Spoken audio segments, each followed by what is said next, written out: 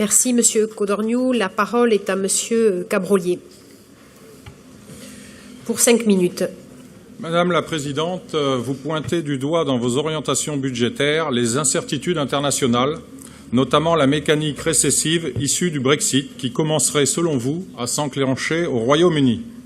La vérité, c'est que la croissance pour la Grande-Bretagne est envisagée à 2% pour 2016, contre 1,3% pour la France, et est encore annoncée supérieure à la France pour 2017.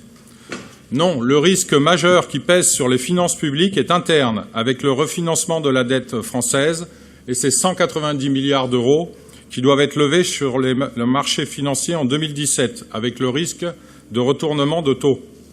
Ce risque est tellement craint par le gouvernement socialiste que la loi Sapin 2, actuellement en discussion au Sénat, prévoit la possibilité de limiter, voire bloquer, tout retrait sur les contrats en assurance vie pendant une période de 6 mois, afin d'empêcher un crash obligatoire suite à une remontée des taux qui affecterait évidemment les fonds en euros qui sont, comme vous le savez, avant tout constitués d'obligations d'État. Pour les régions, l'année 2017 se verra se dérouler la mise en œuvre effective des transferts de compétences issus de la loi NOTRe. Le rôle de chef de file de la région est réaffirmé pour le développement économique, ce qui conduit le gouvernement à annoncer 450 millions d'euros, et vous l'avez rappelé, pour aider les régions à assumer dès 2017 la récupération auprès des départements de cette compétence. Le mode de répartition retenu pour les régions aboutit donc à une recette potentielle que vous annoncez à 42 millions d'euros pour nous. Or, sur les 450 millions d'euros, les régions ne toucheront qu'un acompte de 200 millions d'euros en 2017 et le solde sera conditionné à l'augmentation des dépenses de développement économique des régions, ce qui fait que la recette potentielle que vous annoncez devrait être bien moindre.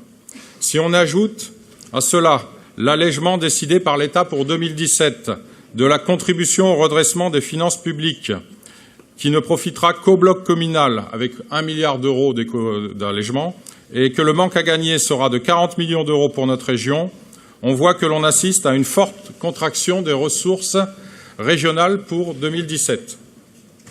Une autre inquiétude concerne la dette, essentiellement héritée, il est vrai, de la région Languedoc-Roussillon, avec une augmentation de plus de 7% du remboursement de le capital de la dette observé entre 2015 et 2016, et l'impact que pourrait avoir une remontée des taux en 2017 sur un encours de dette composé à 50% de taux révisables et variables. Ceci devrait modérer votre propension au recours à l'emprunt. On observe en parallèle une hausse des dépenses de fonctionnement, notamment des dépenses de personnel, avec une augmentation d'effectifs due, d'une part, au nouveau transfert de compétences, avec le début en 2017 de la création de près de 300 postes au titre des transferts du 1er janvier 2018, hausse qui n'est bien sûr pas compensée par une baisse équivalente au niveau des autres collectivités et notamment des départements. Et d'autre part, l'harmonisation des conditions d'emploi des personnels du fait des différences en matière sociale, de régime indemnitaire ou de temps de travail dans les deux anciennes collectivités qui entraînent mécaniquement, et c'est vous qui le dites, une hausse des dépenses de personnel pour 2017. Contrairement à ce que vous dites, page 111, et ce qu'a dit Mme Fita tout à l'heure, il n'y a pas eu ces dernières années d'efforts importants consentis par les deux anciennes régions pour maîtriser les dépenses de fonctionnement, comme le révèle le rapport de la Cour des comptes en date du 11 octobre 2016, puisque nos deux régions font partie des mauvais élèves avec plus 8% en Languedoc-Roussillon et plus 23% en Midi-Pyrénées d'augmentation des charges de fonctionnement en 2015. Ce même rapport parle d'ailleurs d'un coût total de 14 millions d'euros lié à l'absentéisme dans l'ex-région Midi-Pyrénées. On voit donc baisse des ressources d'un côté et de l'autre côté, contrairement à ce que l'on nous a vendu lors de la fusion des régions, hausse des dépenses de fonctionnement. Tout cela conduit à une baisse de l'épargne brute dégagée, ce qui réduit d'autant les ressources propres disponibles pour financer l'investissement. L'enjeu, c'est donc notre capacité à financer l'investissement, qui est votre priorité, vous l'avez rappelé, dans les années à venir, avec une épargne nette en forte baisse, 329 millions d'euros annoncés en 2019, contre 408 millions d'euros en 2016. Épargne nette qui constitue la principale ressource d'investissement des régions.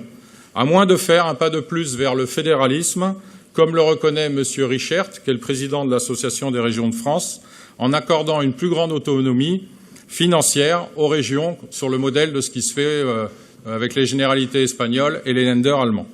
Ce nouveau modèle, nous le refusons car la France s'est justement construite contre les féodalités. Et pour vous paraphraser, nous sommes des adversaires résolus à votre volonté de démanteler l'État-nation au profit de nouvelles féodalités régionales, source de gabegie. Je vous remercie.